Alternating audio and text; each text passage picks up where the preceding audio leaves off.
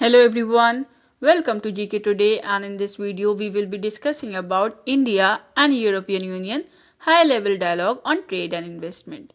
See, the first high-level dialogue on trade and investment was held between India and the European Union. The dialogue was co-chaired by Shri Piyush Goyal, who is the Minister of Commerce and Industry, and Mr. Valdis Dombrovskis, who is the European Union Executive Vice President and Trade Commissioner. See, the dialogue was held on February 5, 2021. The dialogue was held in the backdrop of the commitment that the both countries have made during the 15th India and European Union Leaders Summit that was held in July 2020. India and European Union have committed to establish this dialogue, and both the countries wanted to set up the high-level dialogue with the objective of setting up a ministerial level guidance to enhance the bilateral trade and the investment relations. Now, let's discuss some of the highlights of the meeting.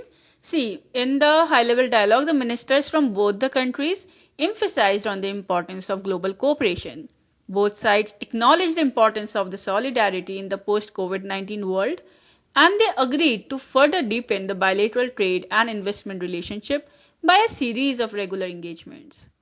They decided to hold the regular engagements with the aim of quick delivery for the businesses amid the COVID-19-led economic crisis. Further, both of the ministers agreed to meet within the next 3 months with the objective of reaching to a consensus on hosting the bilateral trade and investment cooperation issues. Further, the bilateral trade and investment cooperation issues include the bilateral regulatory dialogue and the India-European Union multilateral dialogue in order to explore the further possibilities of the cooperation. The countries also discussed the regular interactions of reinitiation of the bilateral trade and investment agreements, and the first high-level dialogue was concluded with the confidence and commitment to build a renewed India-European Union commercial and economic partnership in a way that it reflects the full potential of bilateral commercial relations. Now, talking about European Union, see, European Union is a political and economic union that is comprising of 27 member states. The members have an estimated total population of 447 million, and it has developed an internal single market by creating a standardized system of laws. These laws are applicable to all member states, and these policies of European Union ensure the free movement of people, goods and services and capital in the internal market. See, further, the European Union today has came into existence in the year 1993 after the Maastricht Treaty. It was signed in 1991 in the Dutch city of Maastricht to form the European Union, and this treaty was ratified by the national parliaments of 12 signing countries.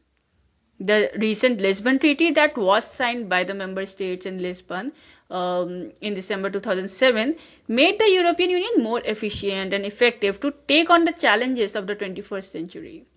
The treaty finally came into effect in December 2009, and it made several significant reforms in the structural and functional areas of the European Union to make it a new organization compared to what it was after the Maastricht Treaty.